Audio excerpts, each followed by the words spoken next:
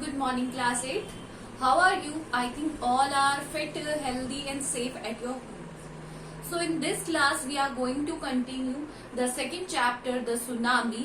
इस क्लास में भी हम हमारा सेकेंड चैप्टर जो है द सुनामी वो हम कंटिन्यू करेंगे बिकॉज उसका कुछ एक्सट्रैक्ट, उसका कुछ पार्ट हमारी प्रीवियस क्लास में रह गया. So I hope you have understood the tsunami chapter, the rest of the जो उसके पुराने वीडियोस है आपने देखे होंगे. Many of you are not sending me the work. If you have any queries related to the chapter, you can ask me personally. अगर आपको कोई क्वेरी नहीं है then you have to send your work to me on time. आपको अपना काम मुझे time पर भेजना ही है. Now we will start with the second जो इसकी स्टोरी में जो हमें पार्ट दिया हुआ था. अब तक हमने एल्मस की, संजीव की और जो एक वो इग्निशियस था, इनकी स्टोरीज पढ़ी थी. नाउ टुडे वो सारी हमारे यहाँ की इंडियन स्टोरीज थी जिनसे सुनामी की वजह से जिनकी लाइफ अफेक्ट हुई थी वो हमने पिछली क्लास में पढ़ लिया था. Now today we will start with the second paragraph, second part, not paragraph, second part. Tilly Smith. आज हम टिली स्मिथ की स्टोरी सुनेंगे. A British school girl was able to save many lives when the tsunami stuck Phuket beach in Thailand. Tilly Smith एक छोटी सी school जाने वाली बच्ची थी, ब्रिटिश स्कूल गर्ल थी. She belongs to Great Britain को बिलोंग करती थी. वो was able to save many lives. उसने बहुत लोगों की जान बचाई. was able का मतलब होता है समर्थ होना, किसी चीज को सक्षम होना. तो she was able to save, उसने बहुत लोगों की जान बचाई. when the tsunami struck का मतलब होता है टकराना, struck का मतलब होता है टकराना. जब सुनामी टकराई फुकेट बीच इन थाईलैंड. आपको पता है कि 26 दिसंबर 2004 को सबसे पहले सुनामी कहाँ पर आई थी? सबसे पहले सुनामी आई थी थाईलैंड में था. और सुनामी कैसे अकर होती है? जो नीचे पानी के बिलो द सी, मतलब under the C,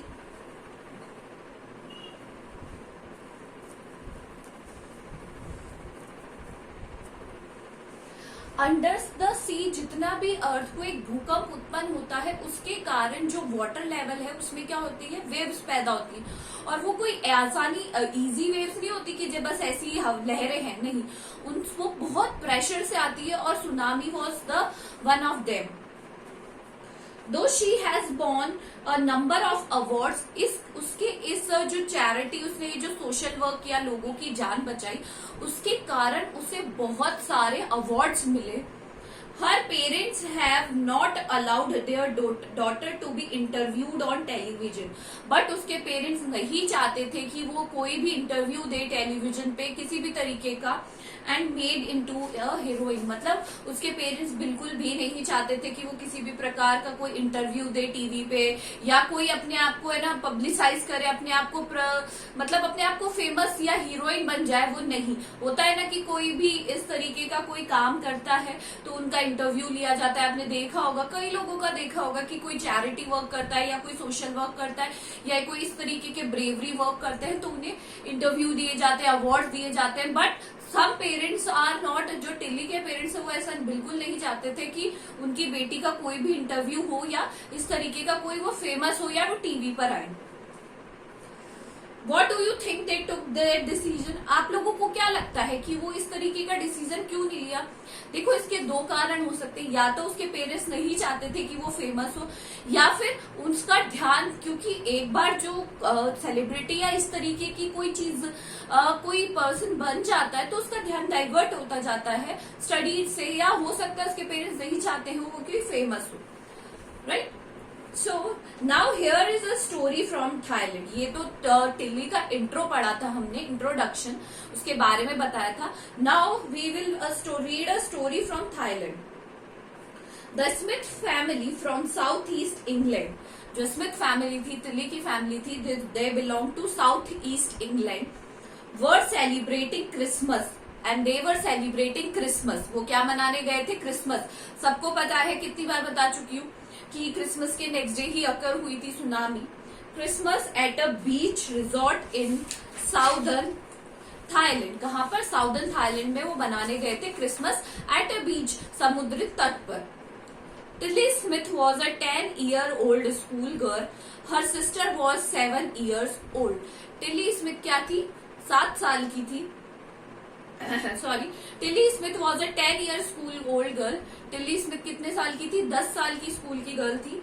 her sister was 7 years old, और उसकी सिस्टर कितने साल की थी? सिर्फ 7 साल की थी. Their parents were Penny and Colin Smith, और उनके पेरेंट्स का नाम था Penny and Colin Smith. It was 26 December 2004. ये 26 दिसंबर 2004 की बात है. डेडली मतलब deadly tsunami waves were already on their way. Deadly का मतलब होता है वेरी डेंजरस, भयानक. जो डेडली बहुत ज्यादा डेंजरस सुनामी लहरें थी, they were already on their way, अपने ही रास्ते में थी. कहां पर? बीच की तरफ जाने में, फुकेट बीच की तरफ. They had been triggered by massive earthquake of northern Sumatra earlier that morning. जो दूरी उत्तर जो सुमात्रा थी में उस दिन सुबह सबसे आने वाली जो झटके थे भूकंप के, उनके कारण पैदा हुई थी. जो वहां पर जो सुमात्रा जगह थी, वहां पर सबसे पहले इसके झटके महसूस हुए भूकंप के, और उसके कारण सुनामी अकर हुई. The water was swelling and kept coming in. Penney Smith remembered. Penney Smith इसको याद करते हुए कहती हैं कि धीरे धीरे क्या होने लगा, जो पानी है वो उफरने लगा. एंड केप्ट कमिंग इन, और बार बार ऊपर आने लगा. Penny Smith remembered. The beach was getting smaller and smaller, और जो बीच का एरिया था इट वॉज श्रिंकिंग डाउन, बार बार कम होता जा रहा था. I did not know what was happening, मुझे समझ ही नहीं आ रहा था कि ये क्या हो रहा है. But Tilly Smith send that something was wrong. But जो टिली थी उसे समझ में आ गया था कि कुछ ना कुछ गलत होने वाला है या हो रहा है. Her mind kept going back to a geography lesson she had taken in England just 2 weeks before she flew out to Thailand with her family. उसके दिमाग में बार बार एक ही चीज आ रही थी कि उसने ज्योग्राफी, जो उसका भूगोल का जो विषय है या ज्योग्राफी जो पार्ट था एक उसमें ज्योग्राफी में, उसमें उन्हें सुनामी के बारे में कुछ बताया गया था. वो भी कब? सिर्फ 2 हफ्ते पहले जब वो यहाँ पर आए थे, उसके जस्ट 2 हफ्ते पहले ही उन्हें अपनी ज्योग्राफी में इस चीज के बारे में बताया गया था, सुनामी के बारे में. Tilly saw the sea slowly rise. Tilly ने देखा कि जो समुद्र है वो धीरे धीरे उठ रहा है. एंड स्टार्ट टू फॉर्म, और उसमें क्या बन रहा है? झाग. फॉर्म का मतलब होता है झाग. बबल्स बुलबुले बन रहे हैं.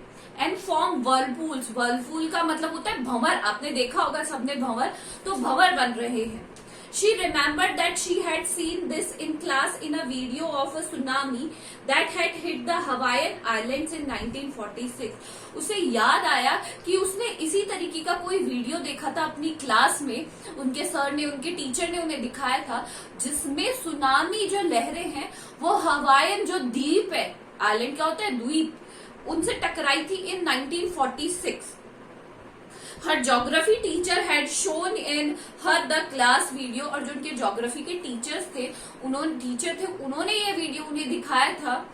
And told them that tsunamis can be caused by, और उन्हें ये भी बताया था कि सुनामी किससे कॉज होता है? अर्थक्वेक से कॉज होता है, वॉल्केनोज से कॉज होता है, और लैंडस्लाइड के कारण कॉज होता है. किस किस के कारण कॉज होता है? एक तो होता है अर्थक्वेक, भूकंप.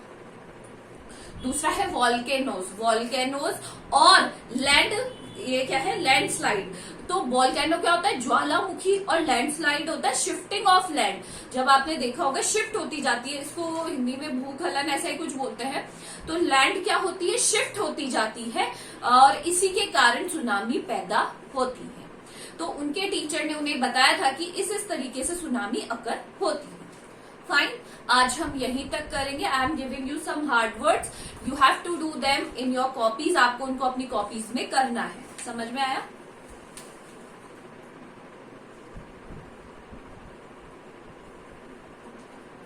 First word is your beach,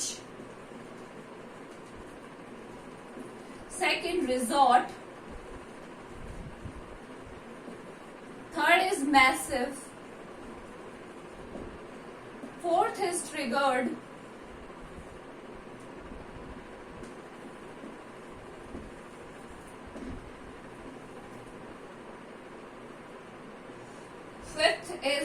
smelling. Sixth is whirlpools. Seventh हम करेंगे यहां पर form.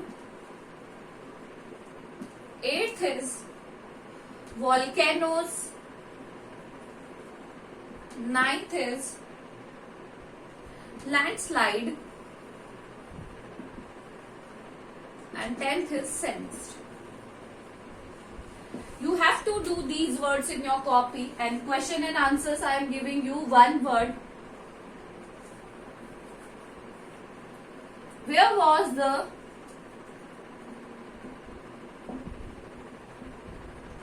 Smith family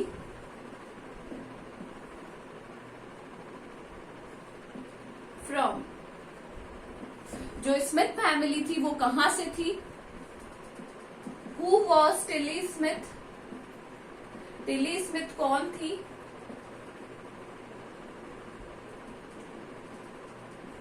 Question number 3 is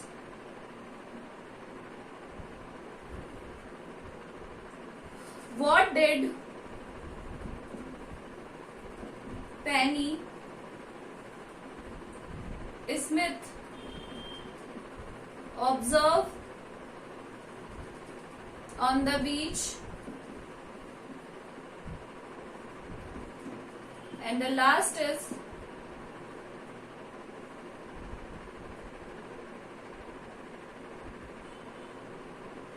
why did the Smith family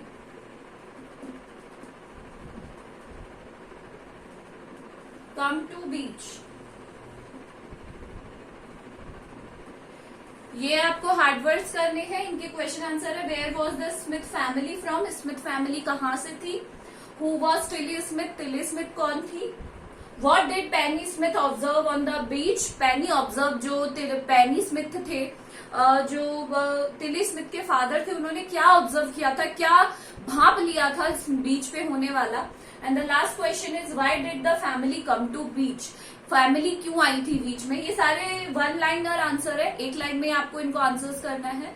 do you this is your homework for today. This is your homework for today. This is all for today. Thank you.